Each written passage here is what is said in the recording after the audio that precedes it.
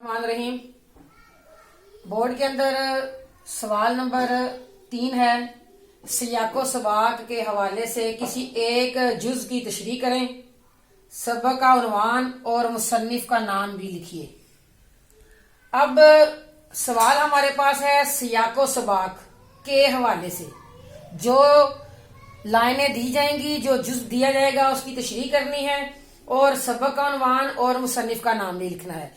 इस सवाल के कुल नंबर जो होते हैं हमारे पास वो हैं 15।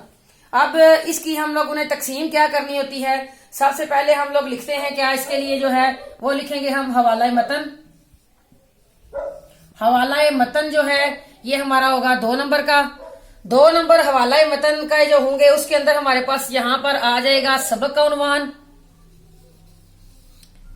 सबक का उन्वान ये हमारे पास आ जाएगा 1 नंबर का। इसके बाद हमारे पास आ जाता है मुसन्निफ का नाम, ये भी आ जाता है हमारे पास 1 नंबर का। तो इस तरह हवाला मतन के जो नंबर है हमारे पास वो बन जाते हैं 2। हमने ये 15 नंबर जो है इसकी तकसीम जो है वो हमारे पास इस तरह आ जाएगी, 2 जमा 3 जमा 10 और इजिकल टू हमारे पास क्या आ जाएगा 15। अब ये है कि हवाला मतन के नंबर है 2, सबक का उन्वान 1, मुसन्निफ का नाम भी 1 नंबर का। इसके बाद आ जाता है हमारे पास सियाको सबाक। सियाको सबाक ये है हमारे पास 3 नंबर का। अब हमने अगला जो डिस्कस करना है वो सियाको सबाक के हवाले से करना है। हवाला मतन ये सब समझ होती है बच्चों को कि सबक का उन्वान लिख दिया, मुसन्निफ का नाम लिख दिया, लेकिन इसके अंदर एक और बात का भी ख्याल रखना है, कहानी का नाम या इस तरह की चीजें नहीं लिखनी। अगर लिखना है सिर्फ तो सिर्फ लिखना है सबक का उन्वान, मुसन्निफ का नाम। और अगर फिर भी ये कंफ्यूजन का शिकार हो तो आप सवाल पढ़ सकते हैं, क्योंकि सवाल के अंदर लिखा होता है कि किसी एक जुज की तशरीह करें, सबक का उन्वान और मुसन्निफ का नाम लिखे। मतलब कि हमने यहाँ पर किसका उन्वान लिखना है, सबक का। यहाँ पर आगे क्या लिखना है, मुसन्निफ का नाम। फिर हमने क्या लिख देना है इसके बाद, सियाको सबाक। ये जो सियाको सबाक है इसके हवाले से मैं आपको बता दूं कि सियाको सबाक जो है इसमें बच्चे हमारे बहुत ज्यादा जो है वो कंफ्यूजन का शिकार रहते हैं। कुछ बच्चे कहते हैं ये जो है लफ्ज सियाक, कुछ का कहना होता है ये है सबाक, कि एक पैरा है, पहले वो सियाक लिख देते हैं, हेडिंग दे के 4-5 लाइनें लिखते हैं, फिर नीचे अलग से सबाक की हेडिंग देते हैं, तो फिर उसके बाद जो है वो लिख देते हैं। लेकिन आप लोगों ने इस बात का ख्याल रखना है कि सियाको सबाक के टोटल नंबर होते हैं 3। अगर आप लोग सियाक लिखते हैं 1/1 इस तरह करके, तो फिर आप लोग ये ज़हन में रख लें कि जरूरी नहीं एग्जामिनर आपको पूरे नंबर दे, यहाँ पर आपको एक नंबर ये, और अगर सियाको और सबाक सही है तो फिर आपको नंबर मिलेंगे। और ऐसा होता क्या है अक्सर बोर्ड के अंदर कि जो एग्जामिनर होता है वो हो सकता है सियाक चेक कर रहा है, सबाक की तरफ वो क्रॉस कर देता है, इसलिए ये चीजें सही नहीं होती। ना सियाक और सबाक को अलग बिल्कुल भी नहीं लिखते, इसको आप लोगों ने पूरे का पूरा लिखना होता है। सियाक और सबाक जो है उसको आप लोग ज़हन में रख लें कि अक्सर ये पूछा जाता है कि सियाक और सबाक, तो बच्चों का कहना ये होता है कि अगर सबक जो है उसके पहले का जो है हमारे पास आ जाता है, वो जुज आ जाता है कि इसकी हमने तशरीह करनी है। मसलन कि ये हमारे पास जो है वो पहला पैरा हमें दे दिया गया है, तो बच्चे कहते हैं जी हम लोगों ने इससे ऊपर वाली जो चीज है हमने इसका जो है वो सबाक और सियाक वो लिखना है। आप लोग अंदाजा करें अगर पैरा शुरू से आ जाए तो फिर उसका आप लोग सियाक कहाँ से लिखेंगे।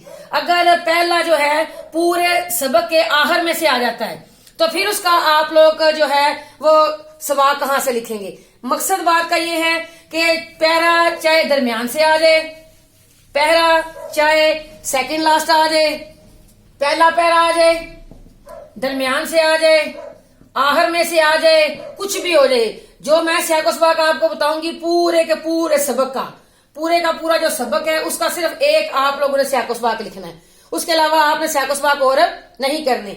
और एक और बात का भी ख्याल रखना है, सियाको सबाक जो है उसको 7 से 8 जो लाइनें हैं उसके अंदर होना चाहिए। सियाको सबाक 7 से 8 लाइनों का होना चाहिए।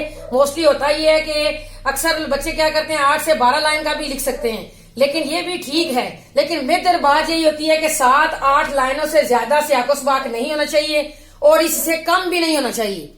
7 8 9 لائنیں جو ہیں وہ سیاق و سباق کی ہو سکتی ہیں، ٹھیک ہے، لیکن اس سے کم یہ سیاق و سباق بالکل بھی نہیں ہونا چاہیے۔ اب آپ دیکھیں اگر آپ کو سیاق و سباق ایک دے دیا گیا اور آپ نے اس کو اچھے طریقے سے لکھ دیا تو وہ آپ کی 7 یا 8 لائنیں بن جاتی ہیں۔ پھر ایک اور بات کا خیال رکھنا ہے، جو میں نے سیاق و سباق آپ کو بتانا ہے اس کے آپ نے صرف 3 حصے کرنے ہیں، 1 2 اور 3۔ اب اس کے 3 حصے کیا ہوں گے؟ پہلا حصہ جو ہے سیاق و سباق کا وہ کیا ہوگا، دوسرا کیا ہوگا، اور اسی کے ساتھ جو ہے وہ تیسرا حصہ جو ہے وہ کون سا ہوگا۔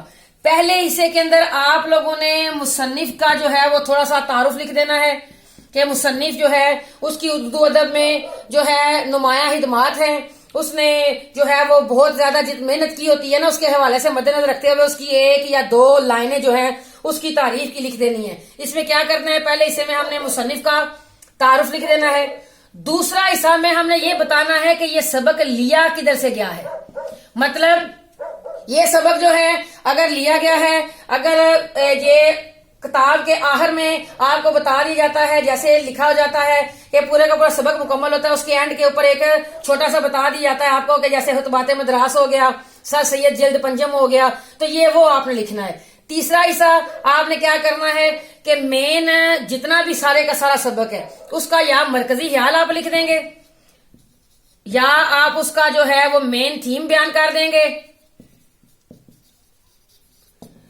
پورے کا پورا آپ لوگوں نے اس طرح کرنا ہے تو آپ کا سیاق و سباق بن جائے گا۔ دوبارہ سمجھ لیں کہ پہلے حصے میں آپ نے مصنف کا تعارف لکھنا ہے، دوسرے حصے میں یہ لیا کدھر سے گیا ہے، تیسرے حصے میں پورے کا پورا جو سبق ہے اس کے سارے کا چھوٹا سا خلاصہ جو 2-3 لائنوں میں آ جائے، جسے مرکزی خیال بھی کہتے ہیں ہم لوگ، مین تھیم بھی جس کو کہتے ہیں۔ جب یہ 3 چیزیں آپ لکھیں گے تو آپ کا جو ہے وہ سیاق و سباق مکمل ہو جائے گا۔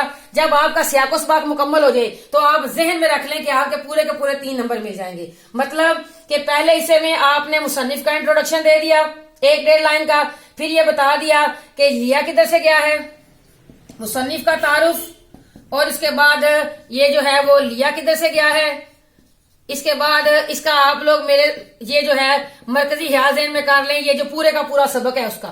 جب یہ چیزیں آپ لکھیں گی تو آپ کے سیاق و سباق کے جو ہیں وہ 3 نمبر جو ہیں تو انشاءاللہ آپ کو بورڈ میں 3 نمبر ہی اس کے ملیں گے۔ تو یہ ان چیزوں کا سیاق و سباق کے اندر آپ نے بھرپور خیال رکھنا ہے۔ جب ان چیزوں کا خیال رکھیں گے آپ تو آپ اچھے سے اچھے نمبر لے سکتے ہیں۔ اس کے بعد اس کی تشریح ہوتی ہے وہ 10 نمبر کی ہے، وہ جو پیرا دیا جائے آپ کو یہ 3 لائنیں سمجھے دے دی گئی ہیں تو آپ نے اسی پیرے کو آگے 3 گنا جو ہے اور کر دینا ہے، تو تب جا کے وہ آپ کی جو ہے وہ تشریح بنے گی۔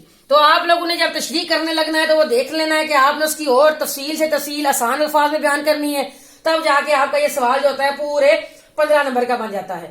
سیاق و سباق، 3 چیزوں کا خیال، مصنف کا انٹروڈکشن، لیا کدھر سے گیا ہے، اور مین اس کا تھیم، مین آئیڈیا پورے کے پورے سبق کا، تو وہ کیا ہوگا، وہ آپ کا جو ہے پورے ایک سبق میں چاہے وہ کہیں سے بھی آپ کا کوئی بھی آپ کو لائنیں آ جائیں، کوئی بھی جزو آ جائے، تو آپ نے ایک ہی سیاق و سباق اس کا لکھنا ہے اور لکھیں گے۔ وہ سیاق و سباق جو ہے وہ میں آپ کو نیکسٹ آپ کو بتاتی ہوں، صرف اسی کو آپ نے تیار کرنا ہے اور آپ نے اس کو جو ہے وہ لکھ دینا ہے۔ یہ ہے آپ کا سیاق و سباق جو آپ کو جو میں نے سمجھانا تھا کہ آپ نے اس کو کس طرح کرنا ہے، تو آپ اس کے جو پورے نمبر لے سکتے ہیں۔ نمبر ہے 15، 2 نمبر آپ نے حوالہ متن کے لے لیے جس میں سبق عنوان تھا، مصنف کا نام آ گیا۔